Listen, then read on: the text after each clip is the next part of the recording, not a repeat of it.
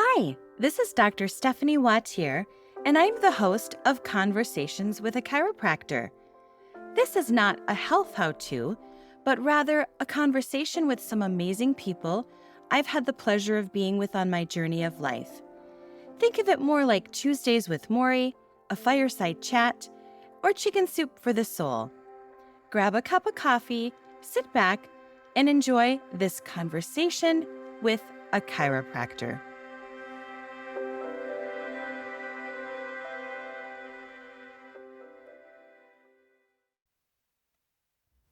Today on Conversations with a Chiropractor, I am joined by Esko Allisimi. Esko, thank you so much for being my guest today. You're welcome.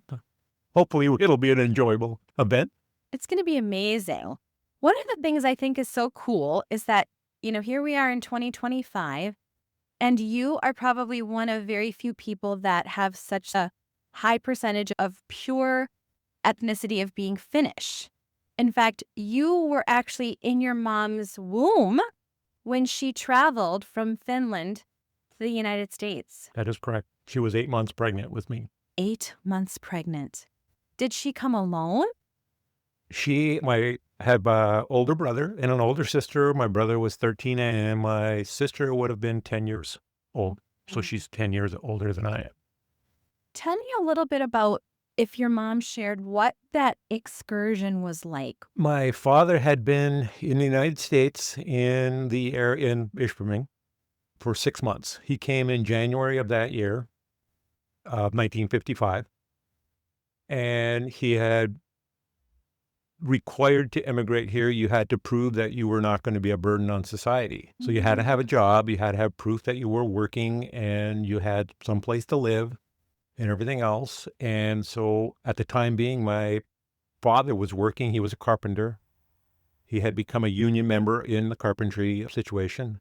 And after probably 5-6 months of work, he had enough money that it was wired to my mother and my sister and my brother to have enough money to get back into or come back into the United States.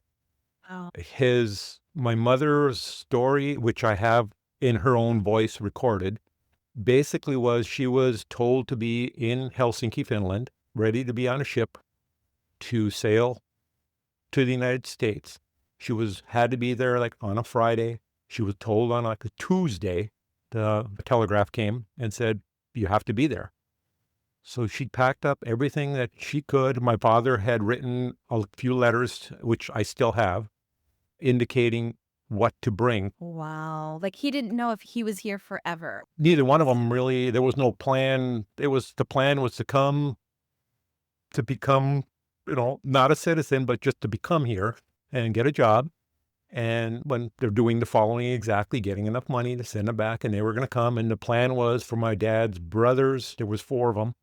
Another one was going to come the following year. So the whole, technically, of the 4 or 5 brothers that were there, all of them were going to come over to the United States.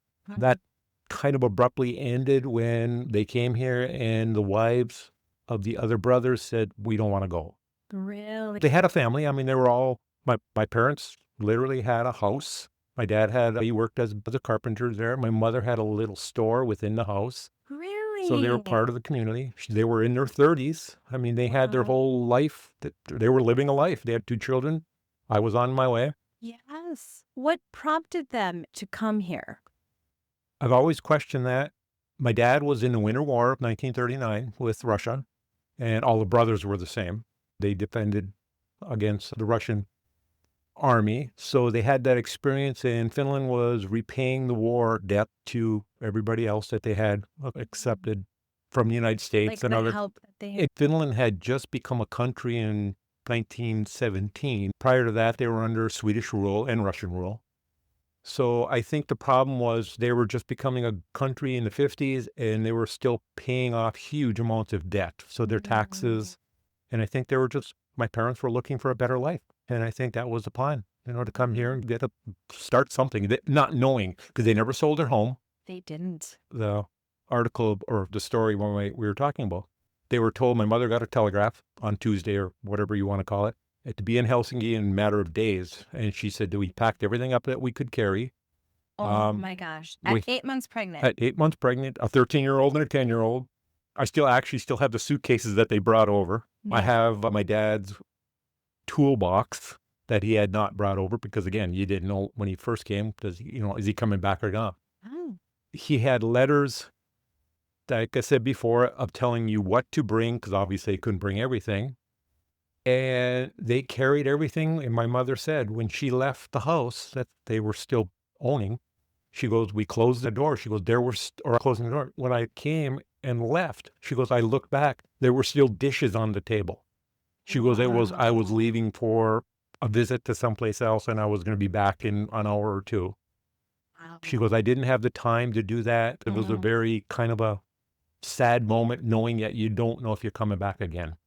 Oh, I can't even fathom the weight of that, the heaviness of that. Like, yeah, in 2 days, you're going to leave, to go across the world into this new country. And Yeah. I mean, You don't speak the language.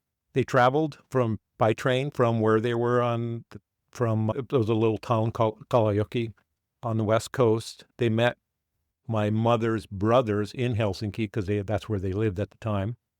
They got them on a train from Helsinki over to Turku, which would have been a port city, to get on a ship. They describe at that time the Russians were leasing a port city west of Helsinki was a military base. And my brother described this because he was 13. He goes, they got to the border of that leased land or whatever. The train stopped. All the doors got locked. All of the windows got blocked off with steel panels. oh my gosh. The Russians didn't want to see anything that went up. And my mother had described it was an extremely warm day that day. And they got locked up literally in the train for about an hour and a half ride. So they went through that area. And then when they got on the other side of the area, all the windows and everything were unboarded and the doors were unlocked. She goes, it was the worst part, never knowing that experience before.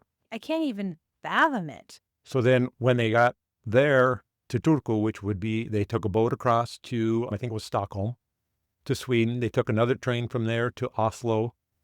And Oslo, I think, was the port that they got on their ship to come to the United States. And that ship went from there to, I think, Liverpool or London. And then it picked up other passengers. And then it was about a 3 or 4 day trip from there to New York. Wow. And then during that trip, she was treated like a queen. Really? It was, Okay. there was unlimited amount of food. You could do whatever you want. She has described that the kids, which were my brother and my sister, they went and saw movies. There was constantly playing. They would go down at night. There was bands playing. There were dancing going on. And she would just sit and watch that. She said, I was being treated like a queen. I never would have imagined that that would be the experience.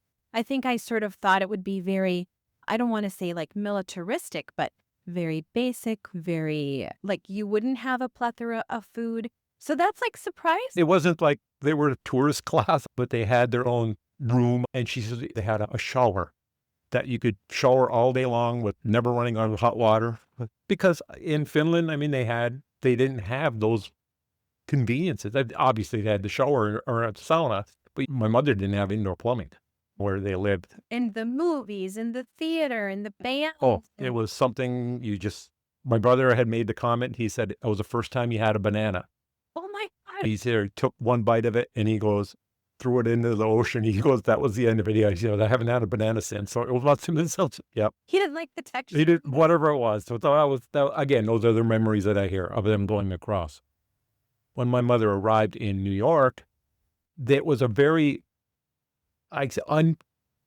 uncomfortable position she was in because they got off the ship. The ship arrived in New York and they had to spend the night in the harbor before they had disembarked from the ship. Speaking no language, they had some paperwork. Somehow, she said, we got to a train station from the port. They got on a train and the train was going from New York to Chicago. And it was probably half a day journey at the time. At the end, that was the end of the run. They got on the train stopped, and they were just literally sitting in the train. And everybody emptied out, and they had no idea what was going on. And this was her first experience with an African American. She goes, he came and must have been a porter, grabbed all of their stuff and started walking. Like, follow me. Follow me. Yeah, and not knowing to follow me, it was, you're going to follow yourself because that's where your stuff is going.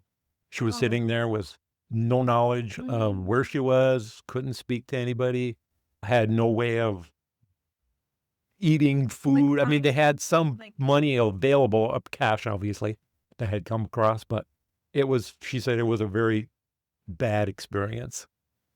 And they were there for almost a half a day, according to her. And then finally, somebody somewhere on a ticket window or something heard her speaking and knew that they were speaking Finnish. They called somebody that they knew spoke Finnish, and they got the conversation going. My mother said that was the best sound she ever heard. She goes, I literally broke down and cried because it was somebody that she could communicate. And then at that time, they described that they were coming up to Ishpeming. They got them on the train, and then they arrived in Ishpeming, and everybody, that was their journey. Wow. Now you have a recording of your mother telling this story. Yes, I even have my own voice on the recording. I was probably about 4 years old at the time. And that would have been in probably late 59, 60. They had purchased a reel-to-reel tape machine. And she said, we're going to try, instead of writing letters, we're going to try doing a voice letter. So she made this recording, and they would send these recordings back and forth from Finland to her sisters and her brothers in Finland. We still had one of them that was sent and once it came back, and my brother took it and he kept it, and then we put it into a digital format. He had it put on a CD. So then I have literally her voice telling me her experience. Can we listen to that, Esko? We certainly may. Okay. And this again is all in Finnish, but it is describing. Meillä ei ole tässä ollut oikeastaan mitään hätää. Ja hyvin on menty eteenpäin. Aavo ja Leena olivat työssä koko kesän ja Lenakin pääsi semmoisen paperikauppaan. Niin My sister is Lana and Pavel is my brother. saanut vähän sitä omaa. Ja Paavo oli leipomassa samarit työssä koko kesän ja sitten käy aina lauantaisin, kun ei ole täällä koulu.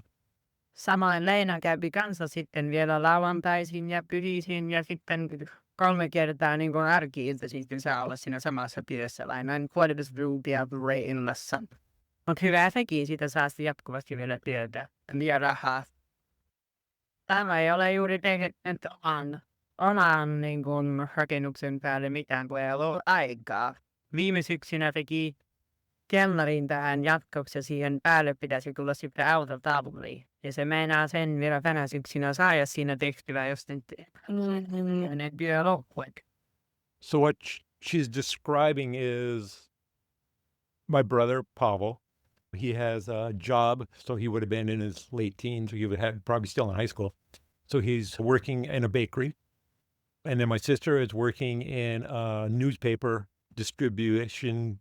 So she's describing basically that they have some of their own money. They have, they're doing well. My father is working. They're union carpenter, and work is starting to slow down a little bit because they've been doing a lot of overtime. And he had already started building the house that I lived in. And he was building the garage part of it. Wow. And somewhere in the miscommunication that my sister had written to whoever, they thought that they were building a storefront because my mother had a storefront. So then my mother goes into describing that, no, all of the storefronts to create a business here is almost impossible. All of the Finnish businesses have been kind of just dissolved and other people have taken over. So they were at the end of the immigration system. Yeah. So that kind of the whole story. And then my mother tells the story of their travels. So yeah, I have that. I listen to it pretty regularly because it is my mother's voice. And it has the emotional part of her leaving, not knowing what to do, and how life has changed a little bit. So I can't describe I think the enormity of the beauty of hearing someone's voice. yes. In fact, if you ever hear about like how or why I started this podcast, like I wanted to hear people's stories, but I wanted them to tell it in their own voice. I wanted it to be recorded in their own voice. Yes.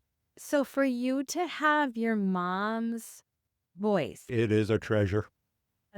so you were about 4 when that was recorded? I'm assuming give I or take? was, yes, because my dad and my sister was born in July, end of July, and she's speaking of fall. So I'm assuming this might have been in 59. My dad, like I said, my sister was born in 60. So I'm assuming it was right there.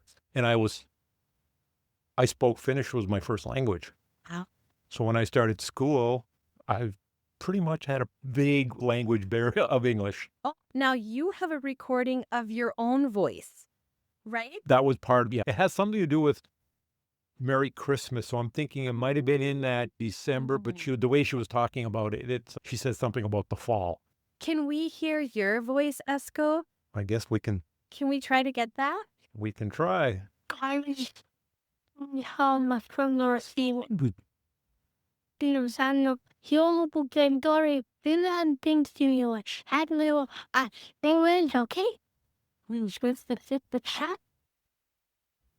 So that's me. How cool, because your family in Finland didn't know you. You weren't born Oh, yet. no, I was not. So I was in we have two families, technically. We have my older brother and sister, 13 and 10. So we have a great separation between the two. It was we grew up separately. As I grew old, my brother left when he was 18. He went to school, went up to tech, and then he came and went into his own career. My sister, she got married, so she left. So they came and visited, but they weren't really brother-sister type of relationship. It was a different separation of almost generations, but Yeah. So interesting. yes, that's my history. I love it. I want to kind of stay here. I want to stay here for a minute. So I always think it's so interesting when families have come and immigrated and like the obstacles, right? So your mother felt like there was this significant obstacle to open a store, and you have the obstacle of not knowing English as your first language. Did you ever feel like discriminated against, or was there enough sort of, I hate to say Finnish, but we know that there are these pockets, these big pockets of, Finnish immigrants in the UP? When I was growing up, neither one of my parents literally did not speak English for their whole lifetime. So we spoke Finnish at all times in the home. The reason I don't think my mother could get along in English, my dad, not so much. But his whole career as a union carpenter, he was always paired with somebody that spoke both languages. So those people, as they're working, my dad would be either told or show him some drawings or something, and often he completed his duties.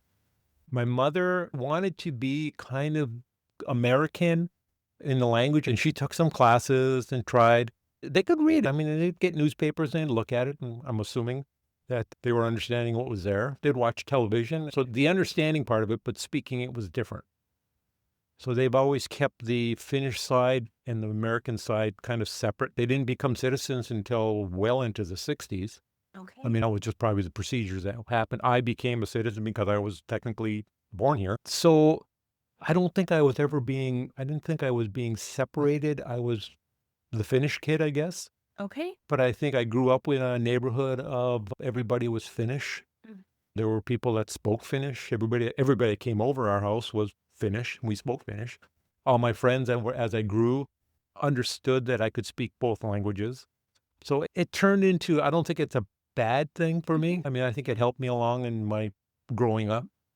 You were like within the community. Everybody that my parents, anything to do with, my parents were both members of, it's called the Kaliva Society, which basically promoted Finnish heritage. The society still does exist, I think, in Minnesota or something, where they still have that heavy root going back to ancestry in Finland, and there's a communication between the two. That's amazing. So they were both members, like I said, and they were officers. My dad was like a treasurer or whatever. And that went through our whole life, right there, almost till the end of their life. Did your parents ever return to Finland to visit? The first time they went back and I went back with them was 1967. So I was probably 12 years old. And my younger sister, was 5 years younger. So we went there, and it was an experience that, for me, as being 12 years old, you really don't put any significance into it. When you travel with your parents and they're meeting all their relatives and these people I've never met before in my life, you don't really think of it as being, you're just kind of trailing along. We went and spent all of our time that we were there with relatives. So Awesome. same with them. My mother grew up in Western Finland, which was close to the border of Karelia, which was then Karelia had been overtaken by Russia. So there's a very big influence of that aspect of it. My father was on the west side, the coastal side, grew up in a port city of fisheries, logging, farming. They got together. How? I don't know. My mother, as a young girl, probably in her early teens, she went to schooling to be working in a dairy. Oh. So I have photographs of her doing whatever she did in the dairy. I think what happened was she probably got a job in the town that my father was from, and that's how they met. Okay. Which Oh. was that sort of a tourist area? Because it It- is now, but it wasn't. No, at that time it was just a village. Like a waterfront fishing kind of village. The city now has grown into be one of the main tourist areas in Finland because of the beaches. It's one of the few sites that have literally a sand beach and sand dunes in it. So when we had gone previously, a couple of years ago, we went back and saw that. Back to this visit. Okay. Going back there, it was just an experience for me that I kind of looked at it and just kind of blew it off as what it was. You're visiting something. I even remember being a young kid and going to, Minnesota and meeting all these aunts and uncles and thinking, who are these people? Never meet them again. Yeah. And yeah, these were my grandfather's siblings. And now you wish you could go back and absorb a little more or Yes. pay better attention. Or so you're 12 and you're visiting all this. What happened to the home that they left? Well, at that time in 67, the house was still in my father's name. Wow. It was a home that was built that my dad had moved, not knowing what it was at the time, but now I know. It was a house that was a timber house that was moved from someplace, and my dad had rebuilt it on the location where it was owned by my grandfather, which is another story. So that house stayed there. His brother lived across the street. Another brother lived down probably a mile away, and another brother lived within sight distance of them. So it was a community that was part of a smaller village of the city that they grew up in. But they were watching over them. Oh, yes. After they left, or after we left on that visit, there was plans for one of my cousins they transferred the property to them, and they built a house, and that house now exists. There was a family home that's been torn down and everything else. I did see those at that time, and I have photographs of all that. So I know what the house was. I talked to my brother, and I kind of described what was in the house, how was the house set up, and he had done drawings for it. So I understood that it was a very simple house. 2 stories, bedrooms upstairs.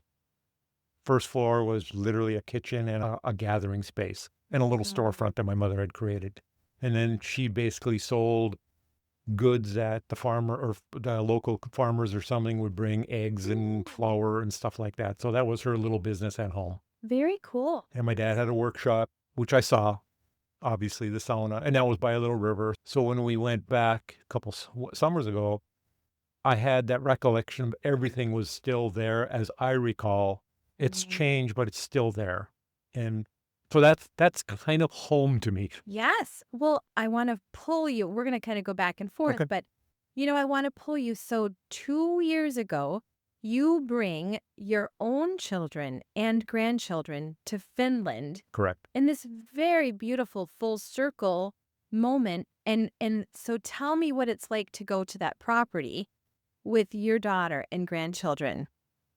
Part of this whole trip was to go back. My oldest daughter really wanted, I guess for me, and I didn't realize until after it happened, that wanted to go back to Finland. So we took us a multi-year endeavor of getting it all planned out. COVID came along, obviously, and it kind of put a stop to that. So we moved it backwards a couple more years, and we finally went in 23. Our plan was to go from Marquette. We flew from Chicago to London to Stockholm, because we wanted to do a little stopover and just get a little bit more of the world. And then we took a ferry from Stockholm to Finland, to Turku. And then we went on our way. And well, that literally was kind of an awakening moment, because that was basically what my mother did. She went from Helsinki to Turku to Stockholm. So it's like we reversed the course. Yes. And then going back, originally we went from, when we got to Finland, we had rented a car and we drove to my mother's hometown. That was a big event for me, because when I had been there in 67, she grew up on a farm for a couple of years. Her family, she had a really kind of a hard life. There was a large group of kids with her. There were older brothers and sisters, and I think the family had probably a total of 10 kids in it. Her oldest sister had already been married when the family broke up. She was about 12 when the family broke up, because they just couldn't support each other. In the times that we're talking, in the early 20s or 30s, she went to live with her older sister, who had a farm, which was built in 1930. I have very distinct memories of that place as a 12-year-old, and I have this inner belonging of having to go there. I call that more home than my father's place. No kidding. There's something there that literally draws me to it. The story I have there that I have countless times said, and I still don't understand, there's something there. When I went there the first time, there was, it's an old farmhouse, literally. And I have to explain, the house literally has not changed in its time from the 1930s. You're walking into a museum. They just had running water put into it like 15, 20 years ago. Who owns the home, or who It's lives in it's the house is, nobody lives in it right now. My cousin is the owner, which would have been his mother, and his father were the ones that built it back in the 30s. Oh, and then your mom went to live with My them. wife, so because there was no place, as the family was kind of distributed among relatives. So going back to when I was when I was 12 years old, I went to this farmhouse, and it literally, again, it's something that you walk into a museum, not knowing at the time. There was a stuffed goose in one of the entryways.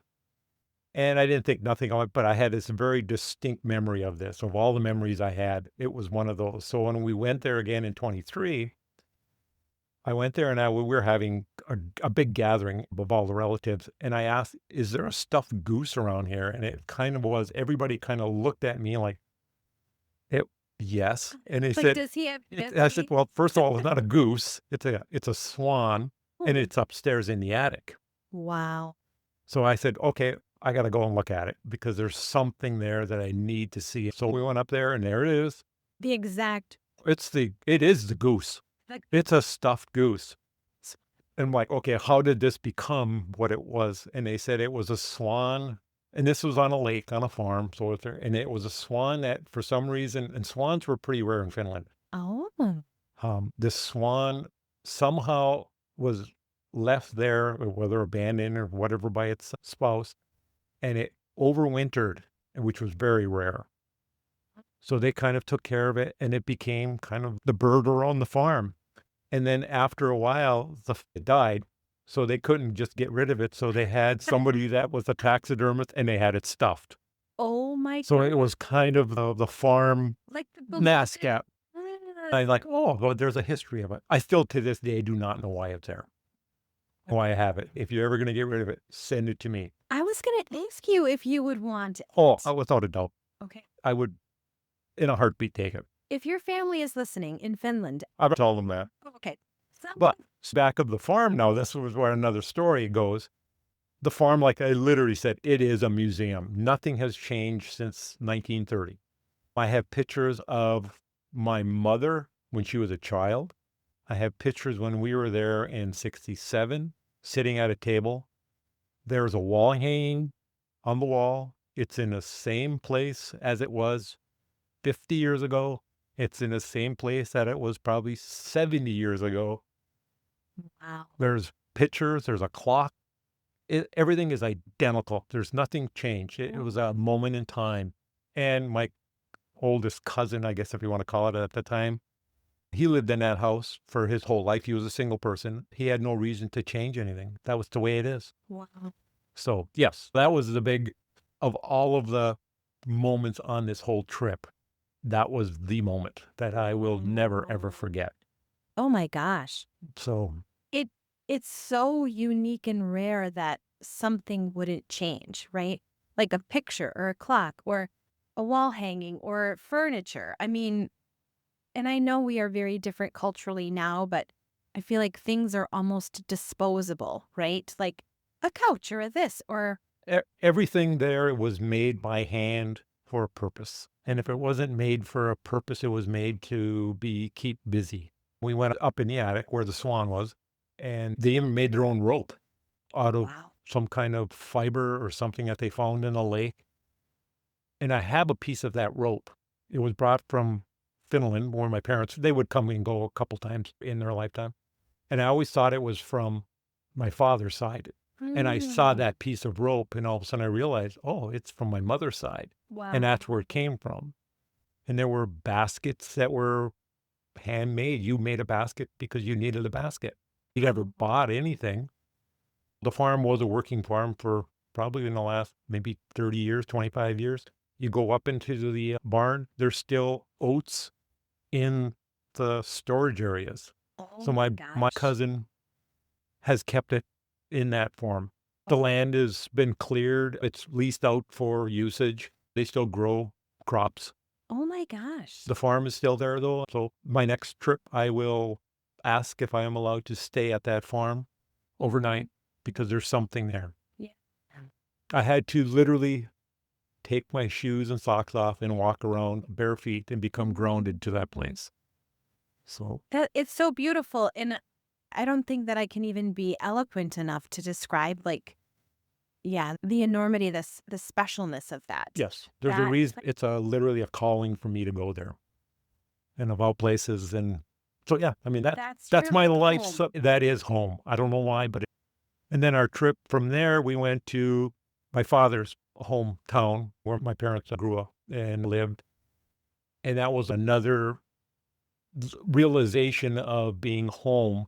But most of the stuff there has been changed over time. So there's nothing really original there, but it still has its feeling. But it's a much more calling to my mother's side. Interesting. You know, I know of you that you are so handy and artistic, but now we are thinking about your family making rope and making baskets. And like, I know that you have done things like you carve wood, you weave, you create tapestries. Tell us all of the things that you have. You're a carpenter. You've built your own home. I have. Tell us about I- this. I guess I've been brought up, or it's ingrained inside me, that you never say never. You don't ever say you can't do that. You try everything that you want to do. And if it fails, it's just a lesson of learning to not to do it again. Life is like that. Failures are part of learning. I do things because I want to, or I'm intrigued at sometimes looking at, no, especially coming back from Finland now, when I see everything is being done for a reason, and the reason was it was a utilitarian reason, or it was something that you just spent your time. My mother was always, she always spoke of handwork, keeping busy.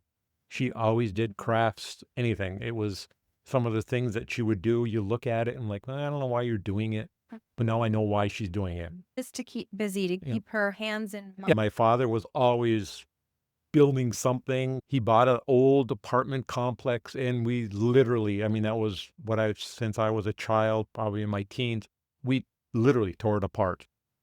And that was his busy work. So when he retired, he had busy work. He did not sit around and do, that was his daily job. My mother was a weaver. I remember having a loom in the house many times. Jumping back to a story of weaving, part of what my mother brought over from Finland were wool rugs that she had woven. And these must have cost a fortune. So either she bartered for them, or I can't imagine she buying them. So, but they came from Finland. You know, you can only carry so much. So you're taking something that's very important to you. Yeah. And there were 3 of them that were almost 10 feet long. So I still have them. Oh my gosh. So they were in my floor in my family for my lifetime. So getting back to weaving, I've got started weaving again because my mother wove. I have gotten more involved in weaving. I don't know why. Yeah.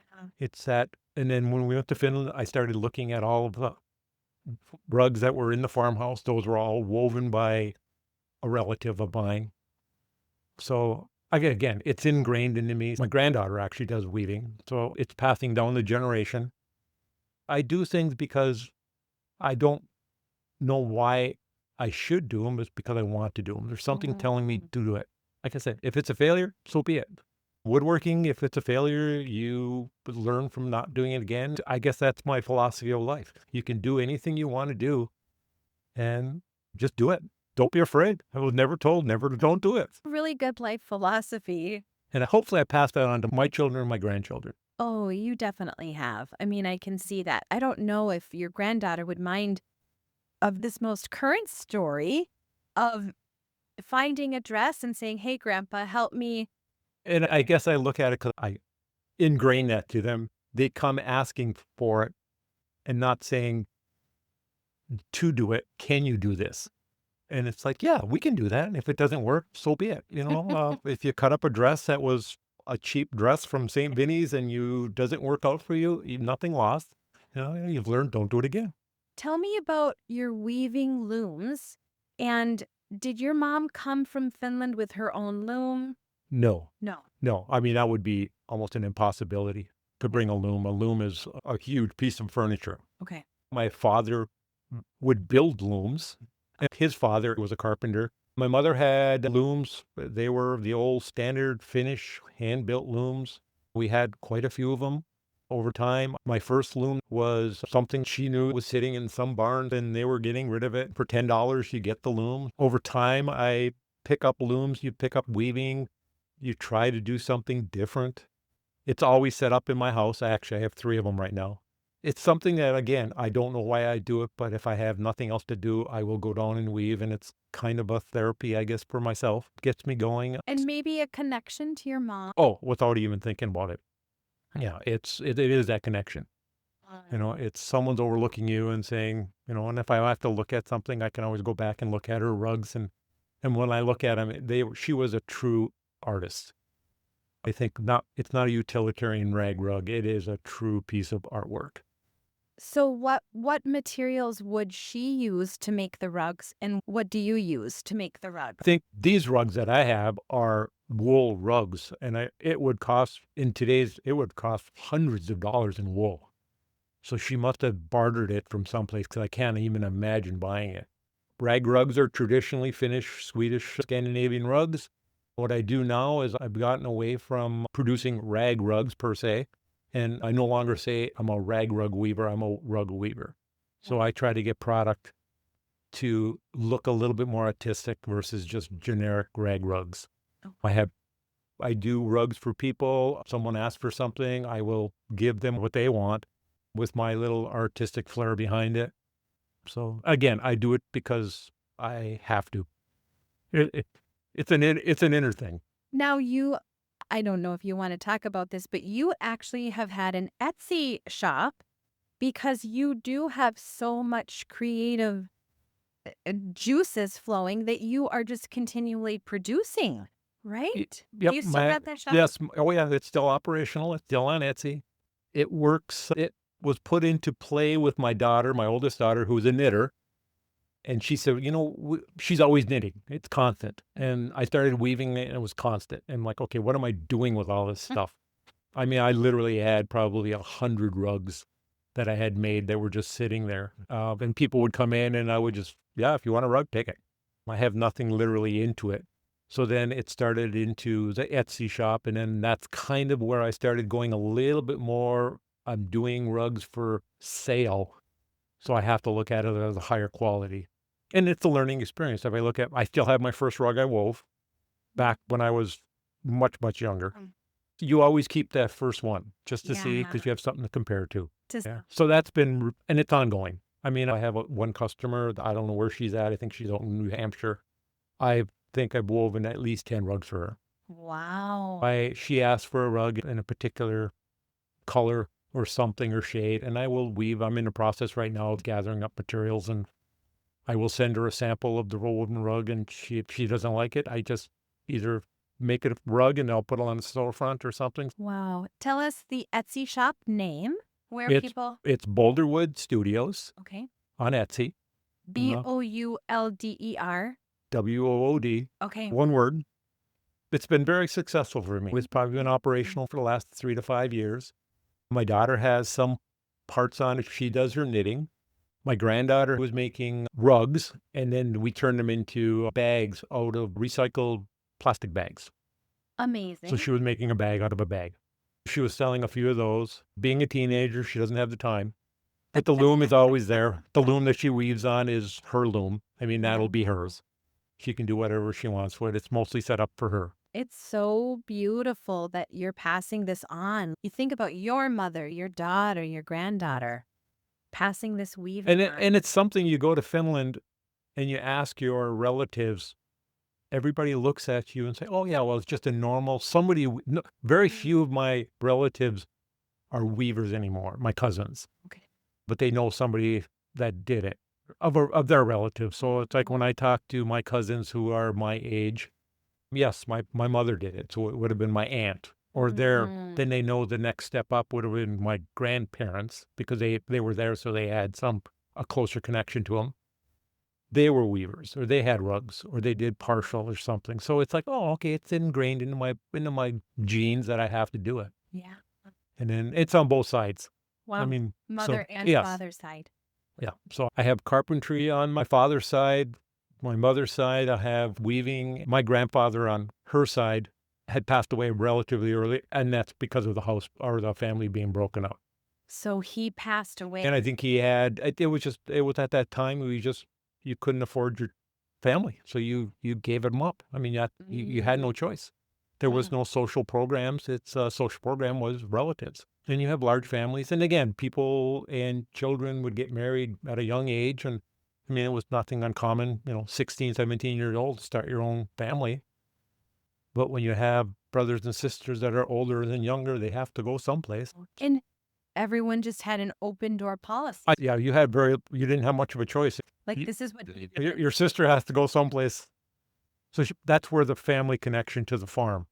My sister, I think her and my mother and I think 2 sisters went there. And then when my mother became 16, 17, old enough to go on into a trade school, that trade school was located in that community. Okay. So that started the process. But that farmland has always been the home of all of my mother's siblings, the gathering place. If there's ever a gathering, that's where they went. What was your mom's maiden name? Suninen, Okay. which has another story behind it. Yes. Tell us. My mother, her name was Suninen. Part of her siblings and part of the family kept the name, but it was changed to Solasti. So I have cousins that have different last names, but they're literally blood relatives. The name Suninen had a connotation of being swine or pig. Oh. So that had a bad connotation. One of my cousin's mother, who was sister to my mother, always was bullied by others calling her a pig. So somewhere along the line, and in Finland and other countries, names for some reason changed dramatically. So that was that part of the family. So we have different names with different family or different names to different parts of the family. But still blood siblings. When you go to the cemetery, there's a Suninen grave and there's a Solsti grave right next to each other. And that would have been done probably in the 30s, early 30s, maybe late 20s. Okay. My original family name was Pruska. Sounds like Polish or Russian. Very well could have been. The name, we've been in the same locale on the western shoreline of the town of Kallioki for, as far as I can have history-wise, well into the 1400s. Wow, you have that all mapped. Lineage goes all that backwards. Everything that's there, and it was either under Swedish rule or Russian rule or whatever, but we have that, and because the churches all have that information.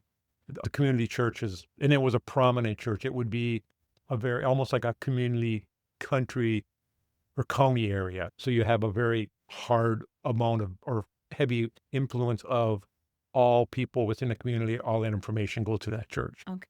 So that's why I have that Knowledge of going knowledge. back to the 1400s. So then when my grandfather, again, it goes back to, I always ask myself, why am I here? Why am I in Michigan? Why am I in Ishpeming, Michigan? How did I get here? I know, but why am I here? And I always thought it was some relationship to my father's family, because he was here in early 1907. And I have photographs of him and his wife, my grandmother, and their first child, which was a daughter who was born in Finland. They came here in 1907. I have a picture of them from Nagani, in Nagani studio, showing him. They would have been in their 20s at the time. So I see this picture and I understand, oh, the family came here because of that. At that time, because of the name was Pruska, I did a little bit of search and trying to find out where that came from. And I'm trying to find out why they came here and all that. And I finally came to the realization it was not my grandfather's side, it was my grandmother's side. She had 5 sisters, and 3 of those lived in either Nagani, Ishpeming, or Palma. Oh my gosh. Those would have been my aunts, Yes. or great aunts, I guess you want to call them. So that's the whole point of saying, oh, now I know why I'm here, Yes. because they came here to visit them. And they were, again, this is the early 1900s. So they were still under Swedish rule. Wow. And they just came for a visit. I don't know why, Oh my gosh. because the way the whole, they were here.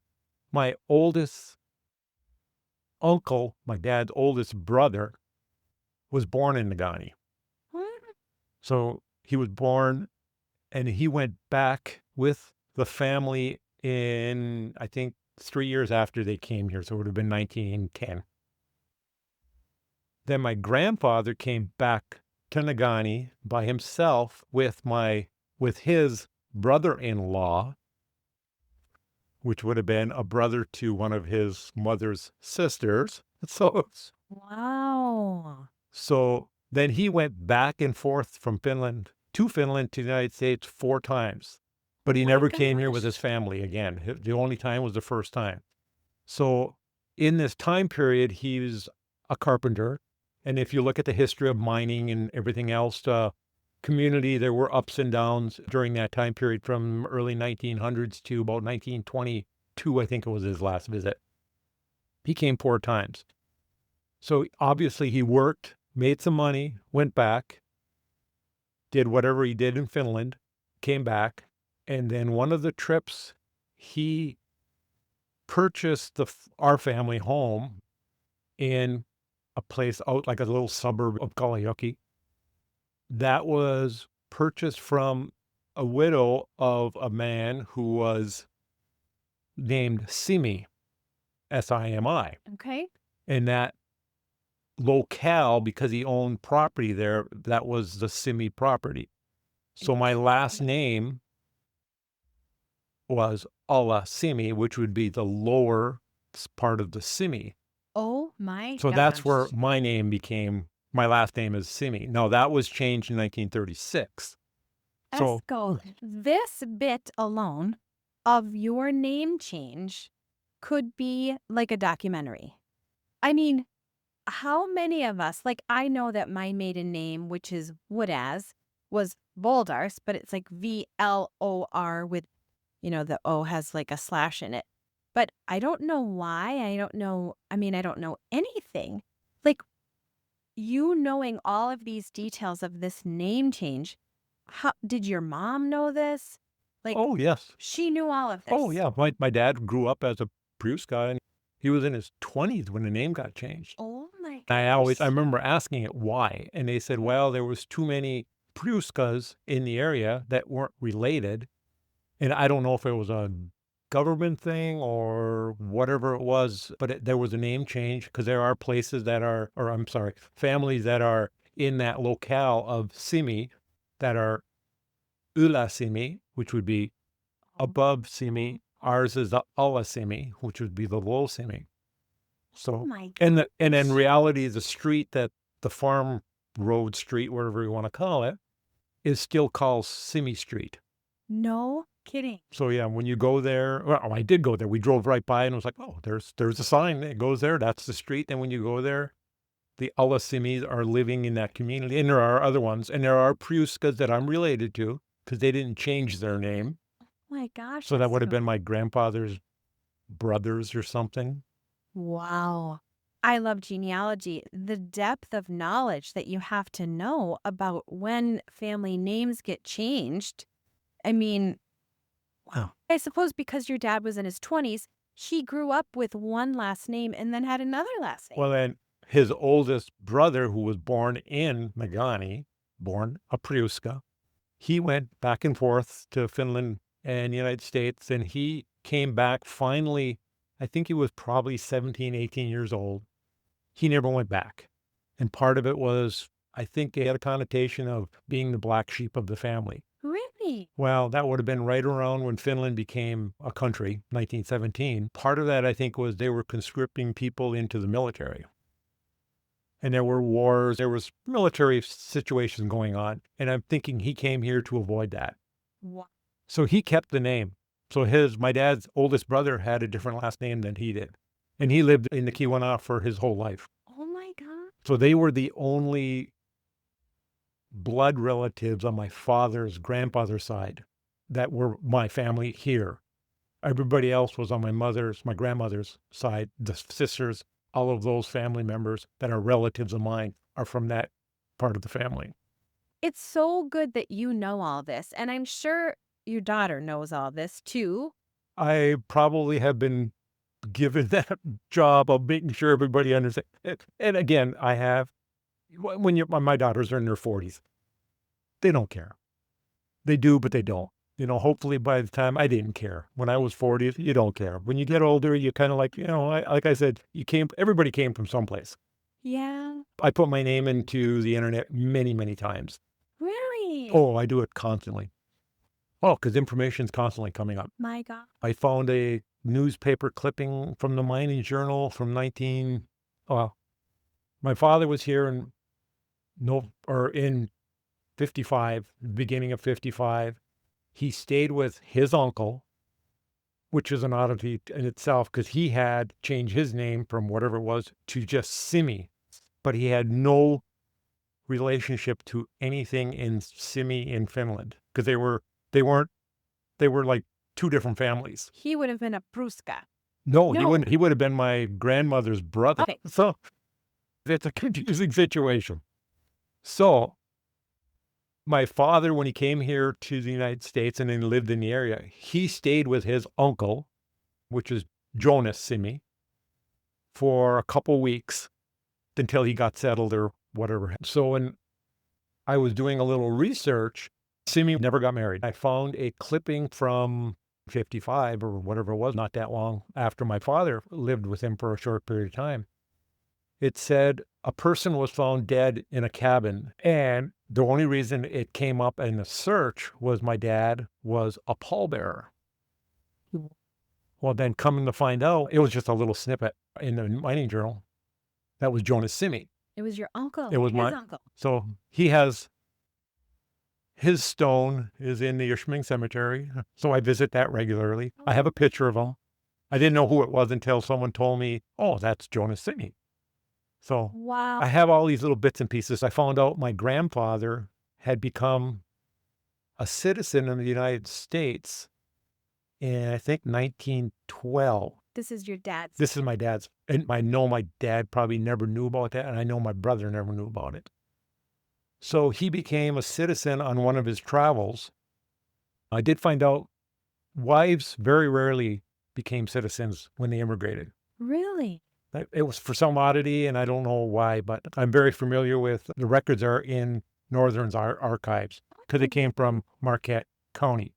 Oh my gosh. So I found his citizenship papers of him being a citizen of the United States. And the Wow. only reason I found that was on one of the records of a ship's manifest on one of his travels. coming back, it had noted that he was a naturalized citizen in Marquette County, December, whatever it was. So technically, my dad was born an American citizen Oh my gosh. in Finland. So somewhere along the line, there must have been, because I had the whole thing where he had to renounce his allegiance to the Swedish crown. Oh my gosh. That's how to become a citizen. Yeah. So when I brought that information to my cousins in Finland, that was something totally unknown to anybody. Was there like an emotion around it? Did they feel like that was betrayal of any kind? No, I don't No. think at the time, because he probably renounced his United States citizenship there to become a Finnish citizen. Wow, Esko. So let's just say someone is inspired by your story and they want to dig deeper into their own genealogy. I think it was you and your wife who shared with me the website called My Heritage.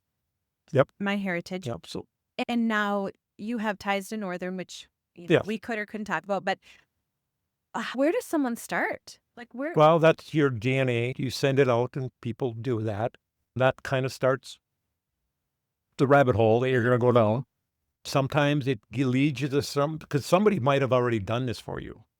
That's true. I mean, you were part of somebody's family, you're part of someone's tree someplace, and then you start realizing there's people that are out there that are related to you that you don't even know existed. And again, it's a simple search. Put your name literally do a search. Did I tell you this recent story about, I think it was on My Heritage, I got a message, or maybe it was Facebook. I got a message from a woman in Sweden who suspects that my mom's grandmother, Mary Olive Thompson, who we thought was like born in Sweden and came to the U.S. with, we thought it was her father, but maybe it was another relative. Her mother died very young. Anyways, this woman believes that Mary Olive's father is her grandmother's father as well. Like Mary Olive came to the U.S., her mother had passed. Yeah, you never know.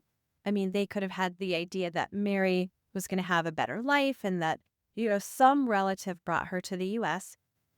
Her father stayed there and had another child with another woman, and this woman is trying to connect all the dots. So she actually requested that, so my mom has passed, but that my two uncles who are still alive submit their DNA because it'll give a little bit stronger, like, of a connection. Sure. Yeah. I still don't know. I'm doing it constantly.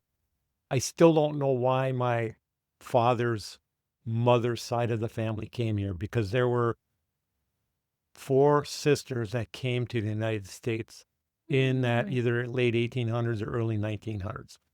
Would have been very early in the immigration time. They weren't married there. They were married here, which when you look at it seems very odd. Yeah. Because in that time period, I don't think women were traveling by themselves. Yes. And then there's different relationships. I have a distant family in Finland. They have different views of family history than I do. I did realize that I have a photograph of the 5 sisters, or 5 women. I didn't know they were all sisters, but it was in one of my father's or mother's albums, wherever it came from. I didn't realize who they were until I started talking to my cousin that we had a meeting with. And she said, oh, those are the sisters. And on the back, there were some names that were correct. And she said, well, one of those sisters moved to Russia. Oh my gosh. And she was allowed to travel back and forth to Finland, but she wasn't allowed to bring her children, because it would have been, if you took your children with you, you basically weren't coming back. So that's why they kept them as saying, that's what's keeping you from not coming back. So that was, and then she said, her husband was a Finnish and they went to Russia, and this was all during the red-white revolution. And so, yeah, you get a little bit of history that you never knew, but there's a connection to a photograph. And these people are there, and you'll look at these people and they're like, they look like they're very well-off people. Interesting. They're not the peasants. And to have a photograph is something else too. Oh, right. Yeah, that was pretty unheard of. I have pictures of my like I said, the ones from Nagani, of them standing. And I have another one of him sitting in a chair, again, taken in Nagani. And he had this look, because he's in a chair, of being a very healthy, larger person. But when I see pictures of him being in his 50s, he's a very small person. And it was either he had a very hard life, and so it's like there's a little bit of a reality check there where you have this image of this person, and then all of a sudden you have this image of this, what he looked like in his later years. So it's good to know. It is good to know. And don't you think that sometimes we might link a person in our history, our ancestors, with that one photograph? Yes. Like that is what they looked like. Well, I look different today than I did 15 years ago than I will in 15 years from now. So it's so interesting that that picture of who they are at that moment is burned in our memory. Like that's what they looked like. But that was one day in their life's journey. Yes. And it was a day that, nobody in Finland saw that photograph, had ever seen that photograph. So when I took it over and showed it to him, and then I have more of a yearning, I guess you want to call it, to learn again, why am I here? I have relatives in Finland who went to my parents' church where they're actually married. And we were looking at photographs in the building itself. They were showing kind of a history of the building. And one of my, I guess, second cousin's daughter, she's a very prominent individual within the church. She's an officer of something within the church. And we were looking at pictures, and I said, "Oh, that's my grandfather." And she didn't know that would have been her great-grandfather. Wow. Like, how do you not know that your great-grandfather literally built this church? Because that was the picture that I had seen, and I'd recognized them. And it was like, oh, well, you don't really have that much understanding or want to know because you're living it. I was going to say this. So your grand desire and passion to put all these puzzle pieces together of your family, do your Finnish relatives share that? Or do you think that it's because, let's just call it the homeland, you feel like that's home, that you're away from that? And it, I don't know. There's a disconnect that, for me, I want to know why. Because I have I am literally an immigrant. Yeah. So because I want to know where I came from, or again, why am I here? I mean, you go to the farm, that's their life. I mean, they grew up in the house that's there. They own it now, and their children, I'm assuming, own it. I don't know whether or not their children have any record of that. But you get bits and pieces of how much. I do realize that as we're at my generation is probably one of the few generations left that has a direct connection to the homeland. Yes. Everybody else is secondary. Like I said, my parents were in the last wave of immigrants. So maybe that's the part of trying to keep it alive, where the generation prior to my parents, they kept it alive. So when they came here, there was still that connection, where now it's just, you're just so diluted. I do my DNA. I'm 100% Finn. I've been in the same locale for hundreds of years. So I have that connection. I can't answer what your why is, but I think part of the reason that I feel so passionate to have my family history documented is because I know it will be lost. 100% lost, gone. My kids are teenagers and they have zero interest. You say your daughters are 40 and they've got busy kids and all these activities, but you are the king of all this information. I'm excited that we are recording this podcast, because whether or not all these details are written down, which I hope they are somewhere. Actually, there is my sister, my younger sister, when she was going to school, she was taking, in college, she was taking a course in history or something, and she basically documented it in English. So she has that. We have that piece of paper that would be, something someone could say, here, this is your grandparents, or this is your great grandparents. This is their history. Because I can give them a recording of and they don't understand it. That's my connection to my parents. Hopefully some connection is from them to me, and then generations. So I have to relate to the story I just told you about my picture of my parents is on my wall. Oh, yeah. There was a picture. I have family portraits all around our house, and I was looking at a picture of my parents who were in their younger age, I guess you want to call it. And for whatever reason, I took the photograph and I opened it up and I took it out of the frame and looked at the back, and the date on it was 1986. And it was just that big aha moment. And it was like, oh my God, my dad was 70 years old when this picture was taken, and I'm 70 years old. So it's a real slap in the face, reality check. I vision my parents as that photograph. I don't see them when they're in their worst condition prior to dying or something. I see them in their prime. So I'm like, oh, is that what my children are going to see me? Because it's just our society has, we have photographs of everything going on. Oh, Will gosh. any of that actually ever be used in the future? Does that, it exists in a unreal world in a cloud formation someplace, but I have a hard piece of paper that showed my parents. So Yes. whether or not they do that, up to them, I guess. I just hope I had the vision of what I have of my parents. They have a vision of me, and it just goes down generational wise. This might seem like an odd and very literal question, but do you feel old at 70? No, God, no. No. Hooray. No. I was graduated from Ishpeming High School in 1973. It's over 50 years ago.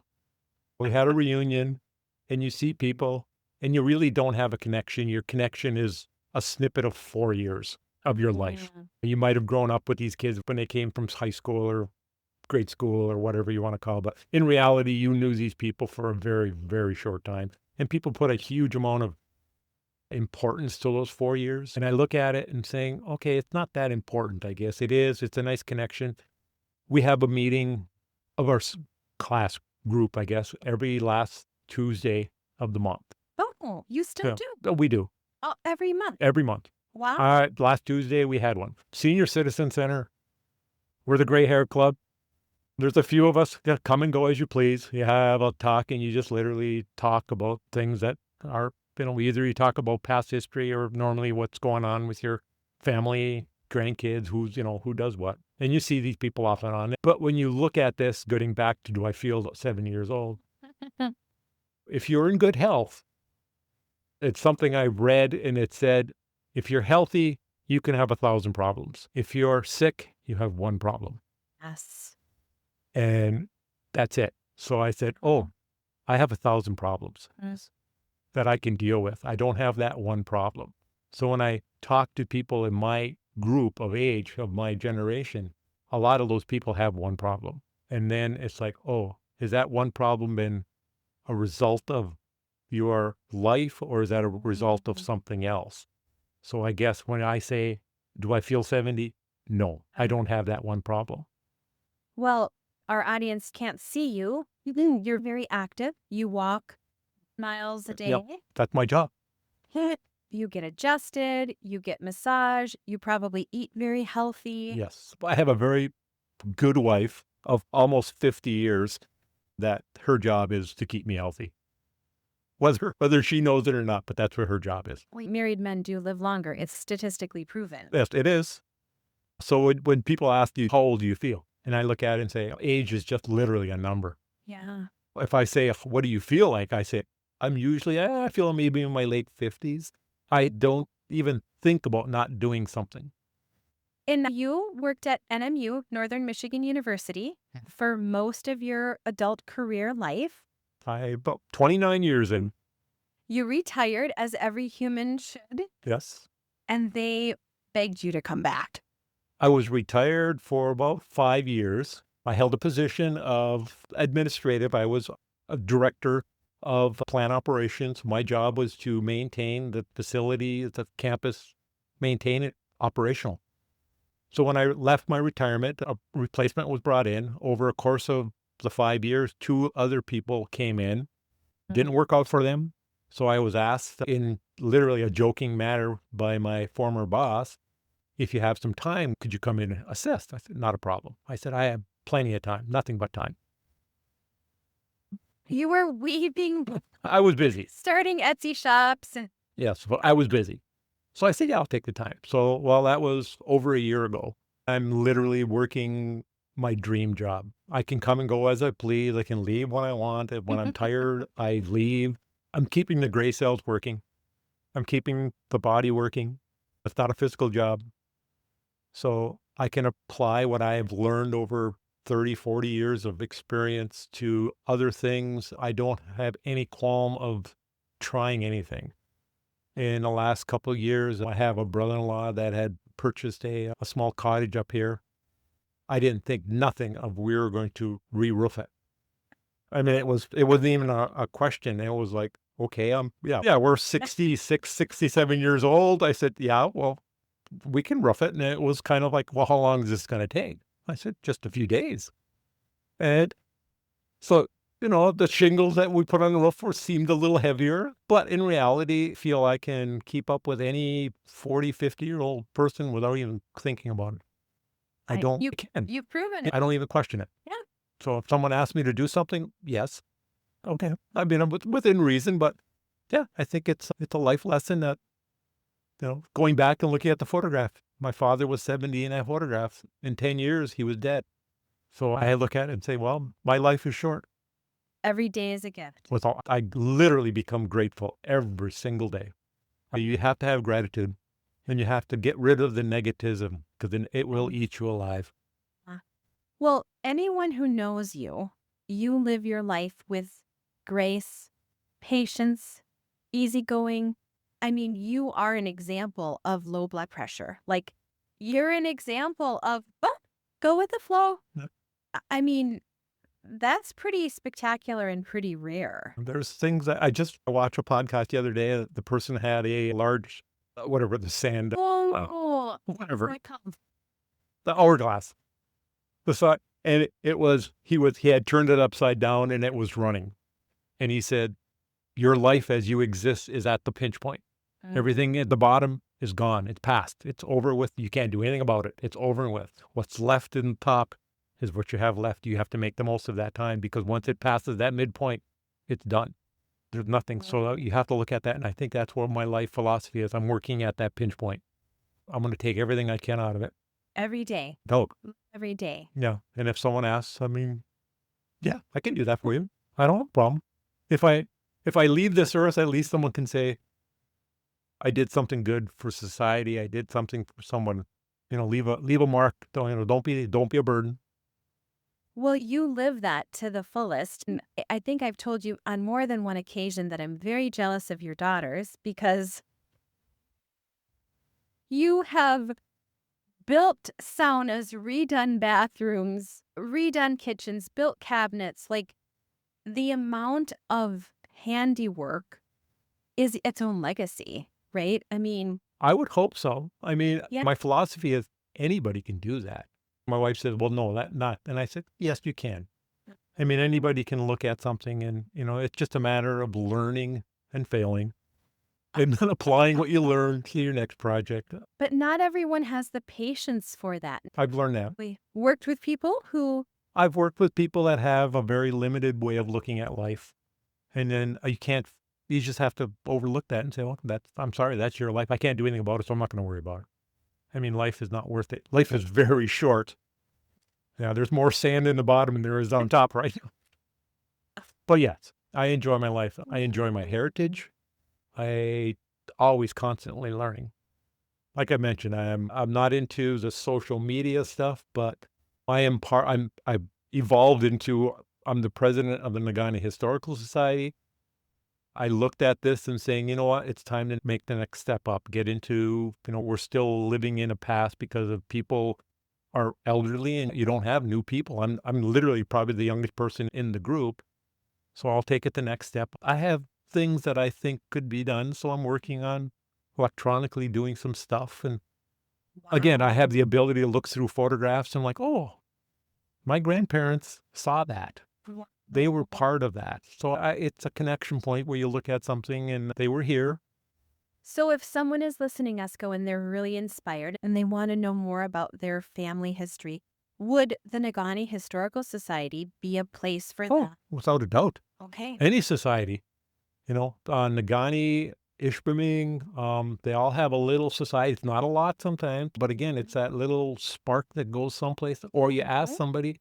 A huge resource up here is the archives at Northern Michigan University. Tell us how to access that. You just literally go into Northern's webpage and Really? go down to archives. And within our archives, there's a link to Uplink, it's called. Okay. I'm involved with uploading photographs into their program. So, you can either search through that database, and they're upgrading their system into a searchable database. Oh my gosh. All of the mining journals have been scanned. All of the Nagani Herald have been scanned. And now those programs and scans are becoming searchable. So that's how I found my dad's uncle's funeral.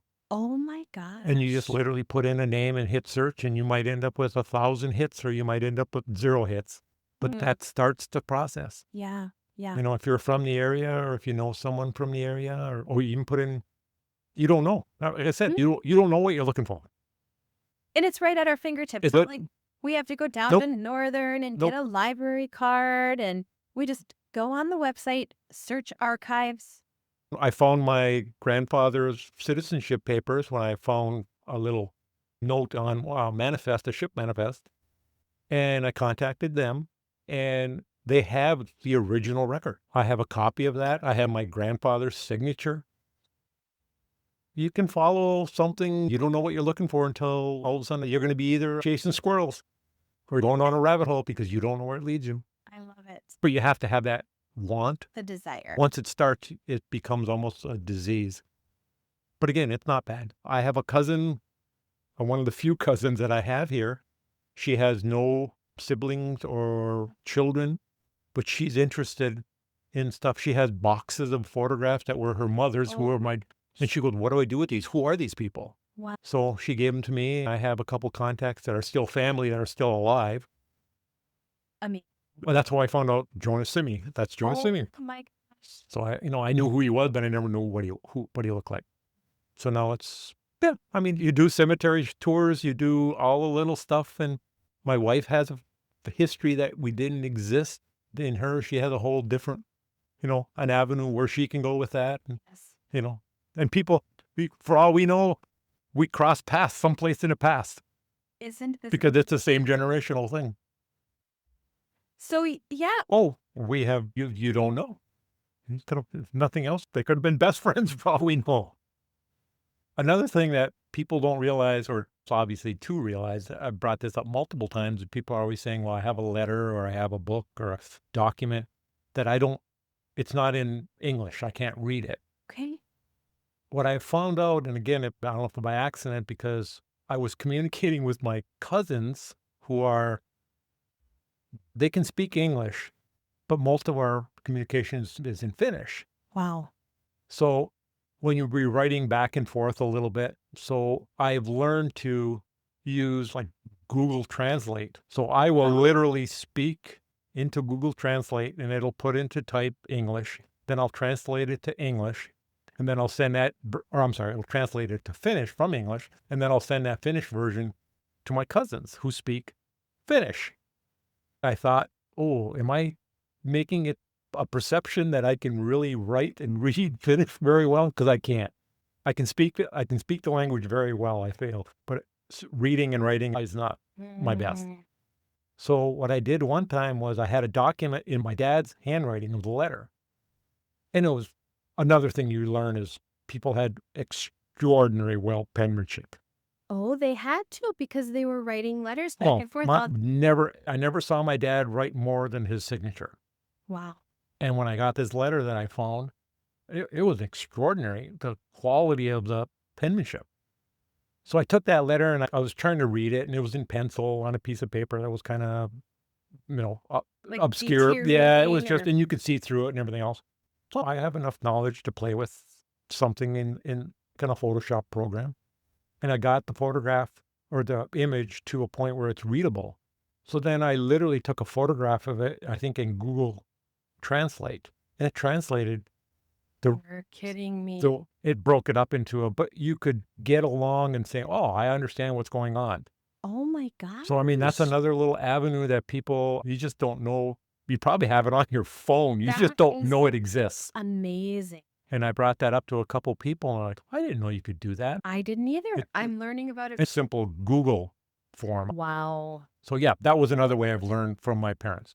Like I said, I have these letters that my father sent to my mother When he was in the Yeah, U.S. so that's how they, so when it came up to being, like I said, one time before the letter was knowing what to bring, there were things like my father, again, carpentry, he said, I saw the word Stanley, which was, and I said, well, that's a well-known word in English. Yes, Well, then I yes. started looking at it. He was asking for his Stanley plane, wood plane, Wow. Wow. because he did not bring very many tools when he first came because you didn't know.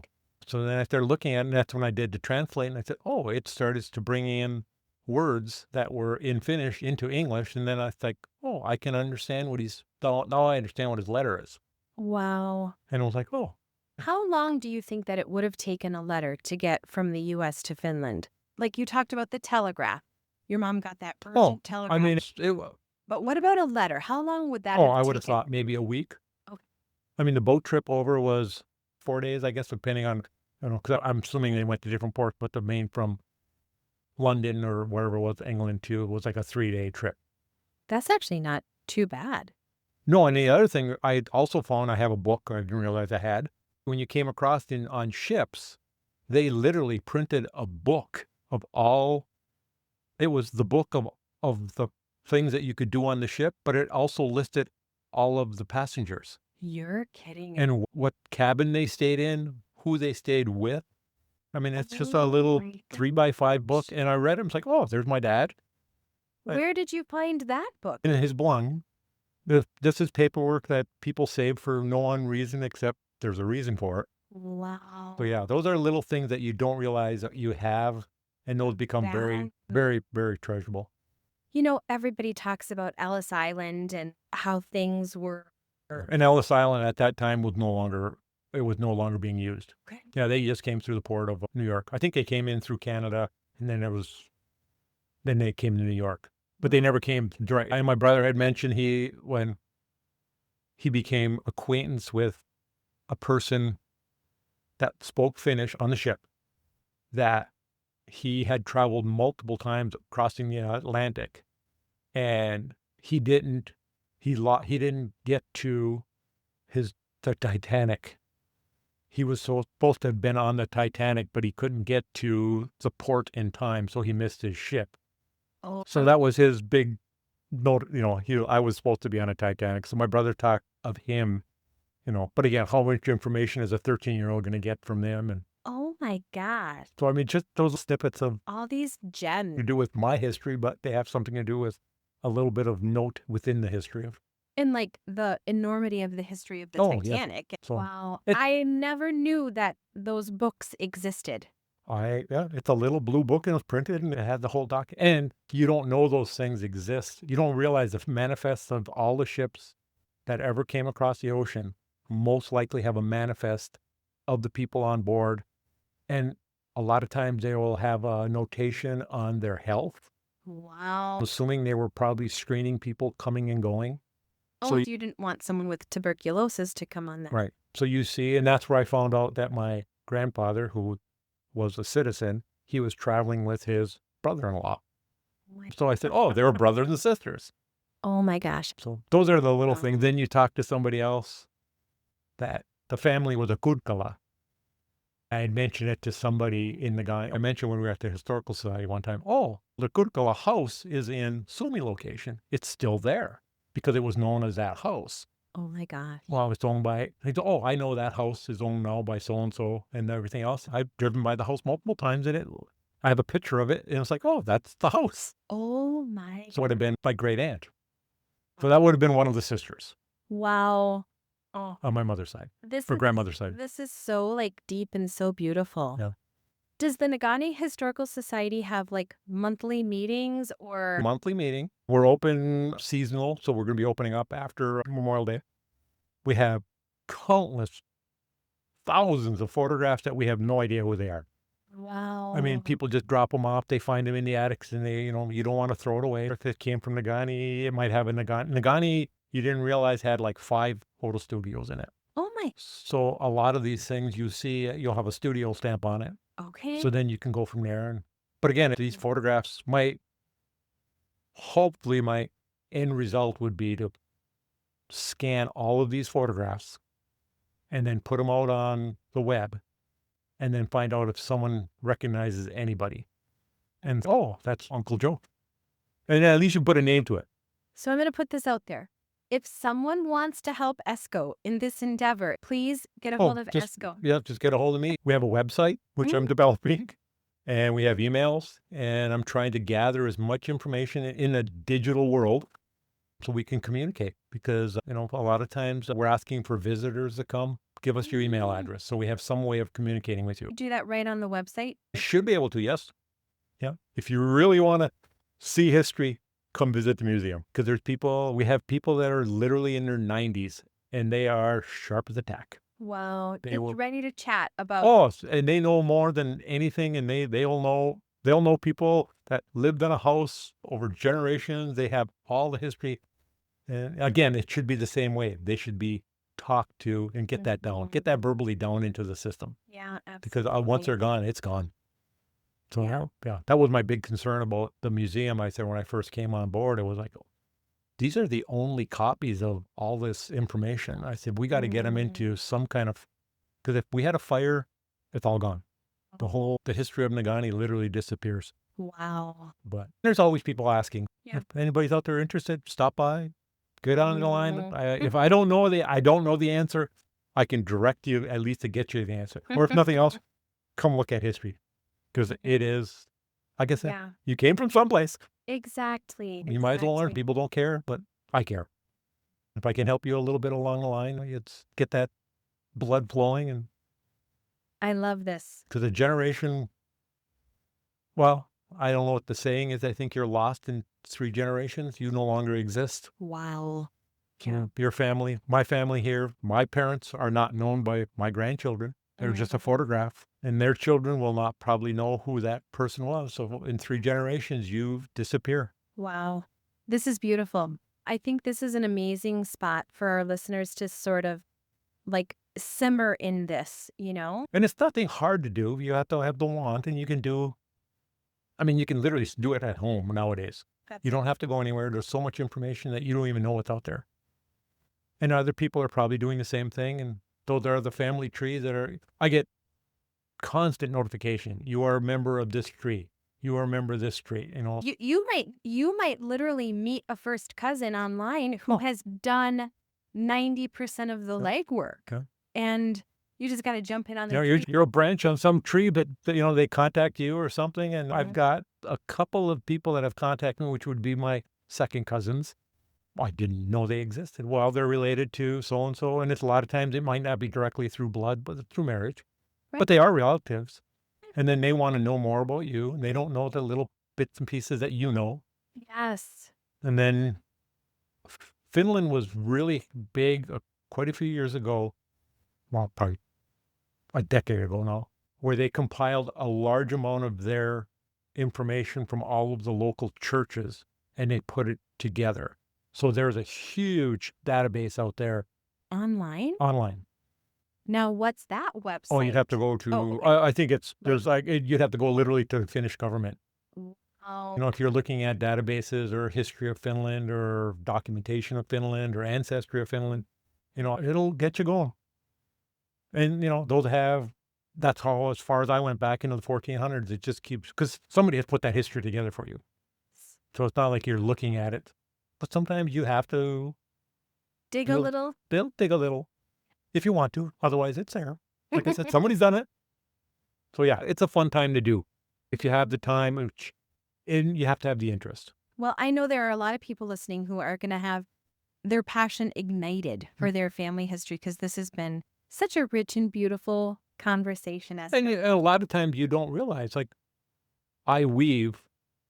I don't know why I weave, but I have this yearning to do it. So somewhere along the line, whether it be some supernatural thing in there that's telling you to do it, or, you do something and you feel proud you did it, someone somewhere is giving you that feeling. If you're into that type of stuff, there's reasons for doing it. And sometimes you have a talent. Yeah. And you don't know where that talent. I look at it and think, well, I used to think, well, anybody can do it. But it came from someplace. Absolutely. So you have generations ahead of you that were really good at something. Whether it's making a rope out of twigs or a basket. Yeah. Untapped talent. And again, when we were in Finland, we literally went and we picked up rocks from the homeland. And we brought those home because what else are you going to do? You bring home a basket of something that was made by somebody. Right. I'm big into handicrafts like my mother did. I have a tapestry. My cousin and their family came and visited us last summer. I said, is there anything there that has a wall hanging, there's a special wall hanging that's only made in Finland. I mean, it's a handwork that was done years ago. And when they came here, they had something that they made. It was something that they made. And I was like, no, that you didn't realize they use it as a bench seat in their sauna. And it was handmade by them. She was a weaver at that time. I'm like, oh. So I said, well, that's going on the wall. Yeah. But Nobody's going to sit on it. No. And then nobody from my generation on will most likely, it's just a piece of cloth. But to me, it has something. Absolutely. Those are the little things that I bring to myself. And I guess I surround myself with family. I surround with, everything in my house is pretty much handmade by myself. How spectacular. And the legacy you're leaving for your children. So whether or not they take it or it continues, I guess it doesn't really matter. They will take it. They'll take it. They'll Take some of it. But yeah, it's fun to do stuff like that. I give credit to people that try something. Just do it. Lots of inspiration today, Esko. I'm so grateful that you came on this podcast. Anything else that you want to say? We can keep on going. So because I chase squirrels and I go down rabbit holes and I don't know what. Well, I don't know where it leads me sometimes. Sometimes I'll see something and it'll trigger a moment. It's been amazing to talk to you. So much history, so much depth, so much inspiration. Yeah. So people can find you, Nagani History Museum, Boulderwood Studios on Etsy, and they might see you walking around Northern's campus because you still have a job. They might. Yeah, I still have a job. It's a passion that you have to have. Mm-hmm. It's a want to do. You have to be, again, my philosophy is you have to be productive. Leave some good on this earth. We live a very short period of time. Leave a little bit of a remembrance, maybe a mark, but make it positive. Live a good life. I love it. Yeah. Be grateful. I love it. Every morning, I'm grateful. And it shows. You exude that. Yeah, I enjoy it. Life is good. Thank you, Esko. You're more than welcome. Thank you so much for listening. If you've enjoyed this podcast, would you please rate it, review it, like, or subscribe? You can find me on social media at watchyourwellness.com, Dr. Stephanie Wattier on Instagram, or Watch Your Wellness Chiropractic and Massage on Facebook. And I'm so curious where your next conversation will take you.